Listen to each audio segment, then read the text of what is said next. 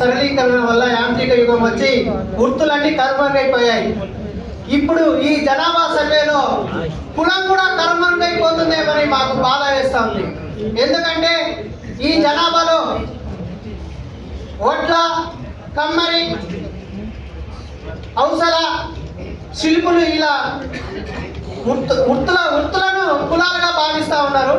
అయితే వృత్తులు ఎప్పుడో కనుమరుగైపోతున్నాయి, కానీ మా కులం కూడా కనుమరుగైపోతుంది. విశ్వబ్రాహ్మణ కులం కూడా కనుమరుగైపోతున్నా భయం మాము వెంటాడుతూ ఉంది.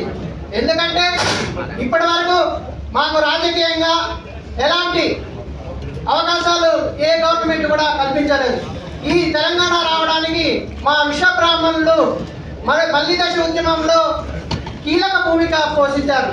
కాబట్టి గవర్నమెంట్ ఇప్పుడైనా మమ్మల్ని గుర్తించి బీసీపీలో ఉన్నటువంటి మమ్మలను, ఎందుకంటే 21వ నెంబర్లో ఉంది బీసీపీలో, మా కాడికి వచ్చేవారికి ఆ 21వ నెంబర్లో ఉంటే మేము ఓసీలుగానే గుర్తింపబడుతున్నాం తప్ప మాకు బీసీలో మాకు ఒక విశ్వబ్రాహ్మణ కులంగా మాకు ఎలాంటి గుర్తింపు ఉండట్లేదు. కాబట్టి మమ్మల్ని అర్థం చేసుకొని తెలంగాణ రావడంలో కీలక భూమిక పాత్ర పోసిన మా విశ్వబ్రాహ్మణ జాతి బిడ్డలు ఎంతో మంది ఆత్మ బలిదానాలు అయినారు. కాబట్టి ఆ దృష్ట్యా మా సాంఘికంగా, ఆర్థికంగా, రాజకీయంగా బాగా వెనుకబడి ఉన్నామంటే ఒక్క విశ్వబ్రాహ్మణ కులమే అని చెప్పడం సందేహం లేదు.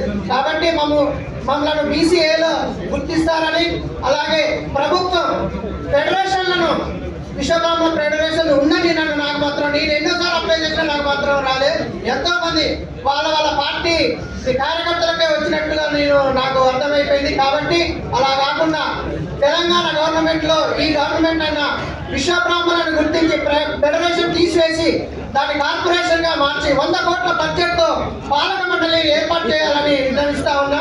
అలాగే విశ్వబ్రాహ్మణులకు, నేత గీత కార్మికులకు ఎలాగైతే 50 సంవత్సరాలకు పింఛన్ ఇచ్చే విధానం ఉందో, మా విశ్వబ్రాహ్మణ సోదరులకు కూడా 50 సంవత్సరాల నిండిన వారికి పింఛన్ ఇవ్వాలని కోరుకుంటూ, అలాగే సామాజికంగా, ఆర్థిక ఎదగడానికి మీరు బేషరతుగా 75% సబ్సిడీతో ఒక మనిషికి 10 లక్షల రూపాయల రుణం కూడా మంజూరు చేయాలని కోరుకుంటూ ఈ అవకాశం ఇచ్చిన మీకు ధన్యవాదాలు.